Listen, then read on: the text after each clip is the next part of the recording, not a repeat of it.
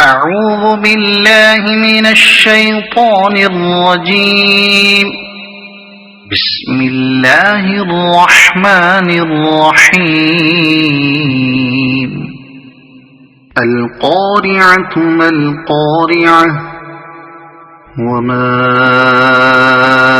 أدراك ما القارعة يوم يكون الناس كالفراش المبثوث وتكون الجبال كالعهن المنفوش فأما من ثقلت موازينه فهو في عيشة راضية وأما من خفت موازينه فأمه هاوية وما